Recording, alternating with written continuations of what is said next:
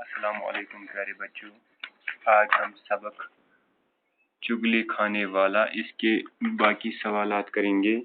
سوال ہے، چگل خور نے اور کس کس کے کان بھرے؟ اس کا جواب ہے، چگل خور نے کسان کے سالوں اور کسان کے بھائیوں کے کان بھرے۔ یعنی کسان تم سند خانداری علاوہ گو سہ کسان سندین ہارن نش تو بی کسان سندین بائن نش تمن تہ ون اتھے پٹھن تمن نش کھین چگل۔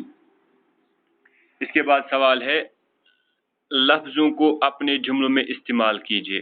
بن کن الفاظ دتھ ہم کرن پنن جملن مز استعمال۔ پہلا لفظ ہے چگلی، چگلی کرن استعمال۔ چگلی کھانا بری عادت ہے، یعنی چگل کھین کس ہنس پت کن یا برہ کن چنی گندراوین چھ بر عادت۔ چین، چین گو سکون، سکھ۔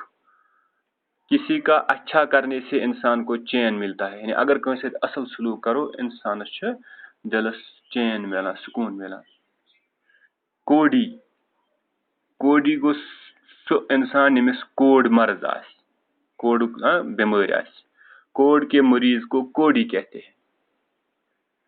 دال میں کالا، دال میں کالا گو شک و شبہ کی بات، یعنی پریشانی گسن، شک گسن۔ اس کی باتوں سے مجھے دال میں کچھ کالا نظر آ رہا ہے، یعنی ات پہ سہ کت کران میں گو پانے شک، تم سن کتن من باسیا میں گڑبڑ۔ ماں جایا گو سگا بائی، پنن بوے۔ شبیر احمد میرا ماں جایا ہے، شبیر احمد میں پنن بوے۔ اس کے بعد ہے کارستانی، کارستانی گئی سازش، شرارت، چالاکی۔